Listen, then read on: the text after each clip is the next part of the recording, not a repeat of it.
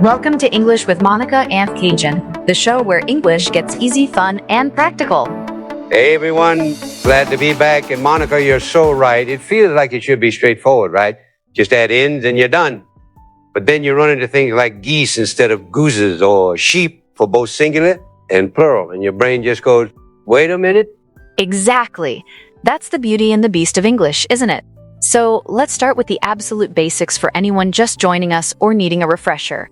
A singular noun refers to one person, place, thing, or idea, like cat, house, child. A plural noun refers to more than one, cats, houses, children. Simple enough, right? Sounds like it. Most of the time, it really is just adding an ins. Like I have one dog, I have two dogs. Or one book, many books. That's the easy part, the go-to rule. That's rule number one for a reason. It applies to the vast majority of nouns. But then we hit the first curveball, nouns that end in certain letters or sounds. If a noun ends in is, six, chish, or ziz, you usually add is to make it plural. Think bus becomes buses, match becomes matches, box becomes boxes. Ah, yes, because bus just sounds like you're trying to whisper a snake sound, doesn't it? Buses rolls off the tongue much better. I always remember watches because of my dad's watch collection. It's like he has many watches. That's a great way to remember it, Cajun. It often comes down to pronunciation, making it easier to say. Now, what about nouns ending in Y? This one always seems to catch people out. Oh, I know this one. If it's a consonant before the Y, like baby, you change the Y to an I and add is.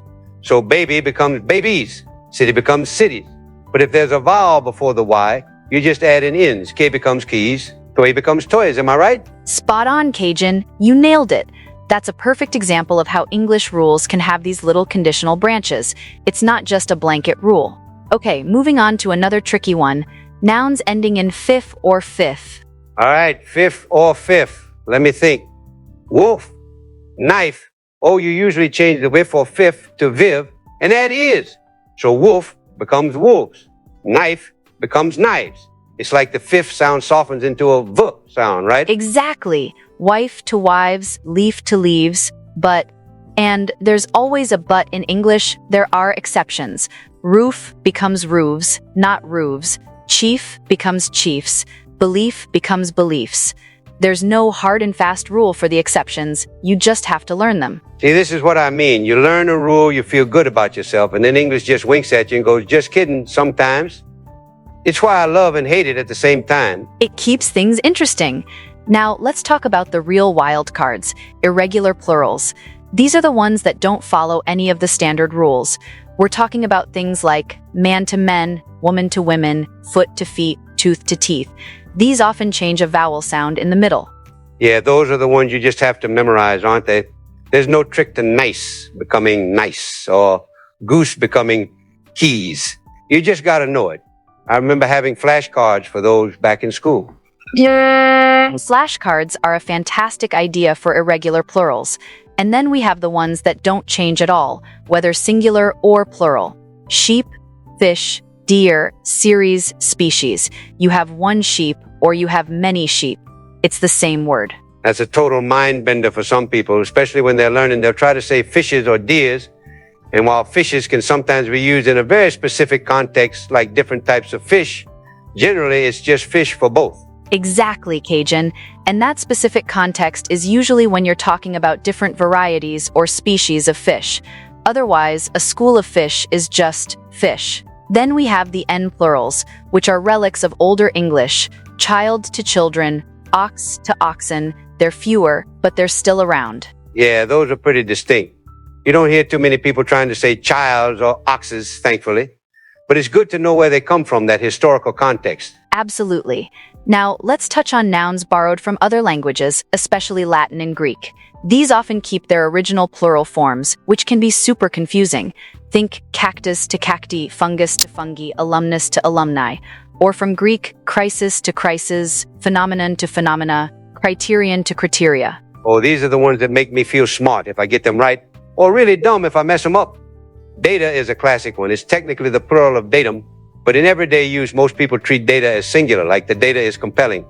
Though grammarians will argue that for days. You're hitting on a really important point there, Cajun. language evolves. While data is historically plural, data is has become so common that it's often accepted. But strictly speaking, it's datum is and data are. It's a fun one to bring up at dinner parties if you want to be that person. Oh, I'm definitely that person sometimes. Another one that always trips people up is medium. You see it on TV shows, psychic mediums. But then you have media for news. Medium singular, media plural, like curriculum and curricula. So many of these Latin ones. Exactly. And understanding these roots helps. If you see an ending, think of for plural. If it's us, think I. It's not foolproof, but it's a good guide. Let's shift gears to compound nouns. These are nouns made up of two or more words, like mother-in-law or toothbrush. Oh, compound nouns. So you usually pluralize the most important word, right? Like mothers-in-law, not mother-in-laws, or attorneys general, not attorney generals. That's exactly right for hyphenated compound nouns. The main noun is the one that gets pluralized. However, for compound nouns written as one word or two separate words, it's usually the last word that gets the plural ending.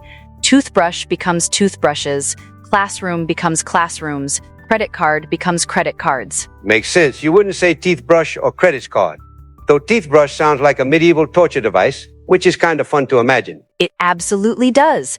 Now, let's tackle a category that causes a lot of confusion. Uncountable nouns, sometimes called mass nouns.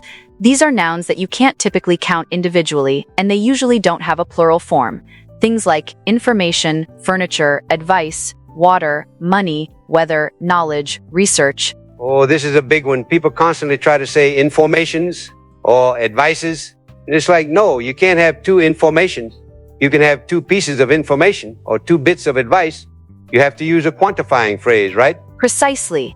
That's the key. To talk about quantities of uncountable nouns, you use what we call partitive expressions or quantifiers. So, a slice of bread, a glass of water, a piece of furniture, a lump of sugar. You're quantifying the container or a portion, not the noun itself. And money is another classic. You can have a lot of money, but you don't say many monies. You can count dollars, euros, yen, but not money itself in the plural sense. That's a good distinction. Exactly. You count the units of currency. Okay, we've covered a lot of ground, but there are a few other tricky ones that defy easy categorization. What about nouns that look plural but are actually singular, like news or mathematics? Oh yeah, the news is on at 6, not the news are, or mathematics is my favorite subject. Even though they end in ins, they function as singular nouns. Same with physics, economics, measles, mumps. You're absolutely right. They refer to a single subject, disease, or concept despite the "es" ending. And then we have the opposite, nouns that are always plural even if they refer to a single item that has two parts, like scissors, trousers, glasses, pants, shears. Right. You don't have a scissor or a pant. You say a pair of scissors or a pair of pants. It's like they're inherently dual. Also, people is always plural, even though person is singular. The police are investigating because police is a collective plural noun. Folk is similar, but folks is also used. Yes, people is a great example. You'd never say one people unless you're talking about an ethnic group or nation, which is a different context. And police is definitely one where people often get caught out. It refers to the collective group of officers, so it takes a plural verb. The police are here, not the police is here. It's a subtle but important distinction. Getting these singular plural agreement rules right makes you sound so much more polished and confident in your English. It's like the grammar equivalent of having your shoes shine. I love that analogy, Cajun. It really does make a difference in how you're perceived, especially in professional or academic settings. And while some of these rules might seem arbitrary, understanding the patterns and the exceptions helps you anticipate what to do. Absolutely. It's not about rote memorization for everything, but recognizing those common endings, the is, viz, and then knowing when to pause and think, okay, is this an irregular one? Is this from Latin? Is it an uncountable noun? That's where the real skill comes in. Precisely. And practice is key. Read widely, listen carefully, and pay attention to how native speakers use these nouns. If you're unsure, look it up. There's no shame in double-checking. That's how you learn and internalize these patterns. Couldn't agree more. And don't be afraid to make mistakes. That's part of the learning process. Just try to learn from them. Next time you're talking about your collection of childs, someone will gently correct you and you'll remember children forever. Haha, hopefully. So, to quickly recap, most nouns add "es." Nouns ending in "is," "sips," x, chish, ziz, add is.